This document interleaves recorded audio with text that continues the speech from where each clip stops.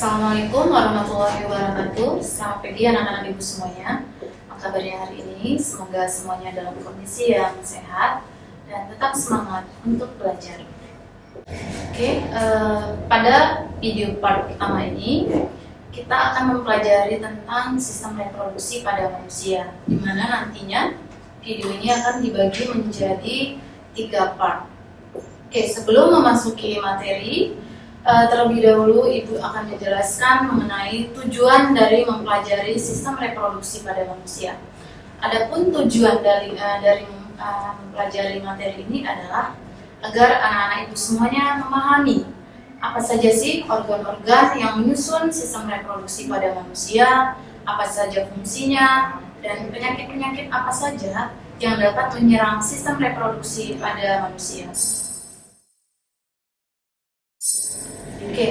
Jadi setiap makhluk hidup pasti melakukan yang namanya proses bereproduksi apabila makhluk hidup itu sudah cukup usia atau cukup dewasa untuk melakukan proses bereproduksi.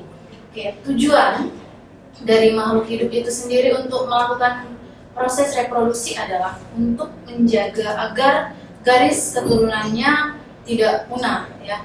Jadi tujuan makhluk hidup melakukan proses reproduksi untuk menghasilkan anak ataupun keturunannya agar menjaga kelestarian jenisnya. Pada spesifik ini Ibu akan menjelaskan tentang sistem reproduksi pada manusia. Sebelum manusia itu melakukan proses reproduksi, ada tahapan awal yang harus dilakukan, yaitu proses pembentukan gamet. Proses pembentukan gamet disebut dengan gametogenesis. Proses pembentukan gamet adalah proses untuk menghasilkan yang namanya sel kelamin. Pada manusia itu terdapat 2 jenis sel kelamin, yaitu sel kelamin jantan yang biasa disebut dengan sperma dan sel kelamin betina yang biasa disebut dengan ovum ataupun sel telur. Di sini Ibu akan menjelaskan tentang proses pembentukan yang namanya spermatogenesis terlebih dahulu. Nanti baru Ibu akan menjelaskan bagaimana proses pembentukan sel telur. Proses spermatogenesis adalah proses yang bertujuan untuk menghasilkan sperma, ya. Jadi proses spermatogenesis itu terjadi di dalam testis. Testis itu bahasa lainnya adalah buah zakar. Jadi pembentukan sel sperma pada jenis kelamin laki-laki itu terjadi di dalam testis. Bagaimana proses pembentukannya? Jadi di dalam testis laki-laki ada indukan sperma yang disebut dengan spermatogonium. Spermatogonium inilah yang nantinya akan membelah dirinya sehingga nanti spermatogonium ini akan berubah menjadi sel sperma. Sebelum si spermatogonium ini menghasilkan atau terbentuk menjadi sel sperma, ada tahapan-tahapan awalnya, di mana spermatogonium yang berada di dalam sel testis akan mengalami yang namanya pembelahan mitosis, di mana nantinya akan dihasilkan satu sel yang berukuran besar yang disebut dengan spermatosit primer. Jadi spermatosit primer itu hasil dari pembelahan dari spermatogonium. Jangan bingung ya, spermatogonium itu adalah induk dari sel sperma yang berada di dalam testis. Kemudian setelah spermatogonium membelah secara mitosis, dihasilkan satu spermatosit primer, yang nantinya spermatosit primer itu akan mengalami yang namanya pembelahan kembali, yang disebut dengan mengalami pembelahan meiosis ke-1. Pada fase spermatosit primer itu mengandung 2 pasang set kromosom, ya, yang dimana kita tahu bahwa kromosom itu suatu zat kimia yang terdapat di dalam spermatosit primer yang berfungsi untuk menyimpan kode genetik ataupun DNA dari si pria tersebut atau makhluk hidup tersebut. Kemudian spermatosit primer akan mengalami pembelahan meiosis yang pertama menghasilkan 2 sel yang disebut dengan spermatosit sekunder. Pada proses pembelahan meiosis ke-1 terjadi pengurangan atau degenerasi pada kromosom dari si sel spermatosit sekunder. Yang awalnya dari indukan spermatosit primer kan terdapat 2 pasang set kromosom. Ketika dia membelah menjadi spermatosit sekunder, terjadi pengurangan 1 pasang set kromosom. Sehingga inti dari spermatosit sekunder hanya menyimpan 1 pasang saja set kromosom. Kemudian spermatosit sekunder akan mengalami pembelahan meiosis yang kedua, dihasilkan dari masing-masing sel spermatosit sekunder itu akan menghasilkan 2 sel spermatid.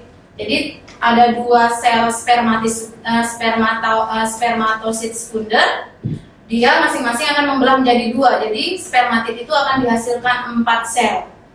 Kemudian spermatid ini akan mengalami pematangan di dalam epididymis, kemudian mengalami pendewasaan sehingga spermatid inilah yang nantinya akan berubah menjadi sel sperma seperti itu. Dan penyimpanannya di dalam testis, kemudian dibawa ke dalam epididymis untuk proses pematangan. Oke, kemudian Ibu akan menjelaskan tentang proses oogenesis. Proses oogenesis adalah proses pembentukan sel telur. Proses pembentukan sel telur itu terjadi di dalam tubuh perempuan, ya, terjadi di dalam organ kelamin dari perempuan. Oke, proses oogenesis atau proses pembentukan sel telur itu terjadi di dalam organ yang namanya ovarium, ya. Bagaimana proses pembentukan oogenesis? Hampir mirip dengan proses pada proses spermatogenesis. Jadi di dalam ovarium juga terdapat indung dari sel telur, induk dari sel telur yang disebut dengan oogonium. Kemudian oogonium ini sifatnya adalah diploid. Di dalam sel dari oogonium itu terkandung 2 pasang set kromosom, ya. Kita tahu tadi bahwa fungsi dari kromosom adalah menyimpan informasi genetik untuk membentuk struktur dari ciri-ciri fisik yang tampak dan tidak tampak pada makhluk hidup. Kemudian oogonium nantinya akan mengalami pembelahan secara mitosis, ya. Di situ di mana nanti akan terbentuk 1 sel yang berukuran lebih besar daripada si oogonium itu yang disebut dengan oosit primer. Oosit primer juga masih menyimpan 2 pasang set kromosom di dalam inti selnya.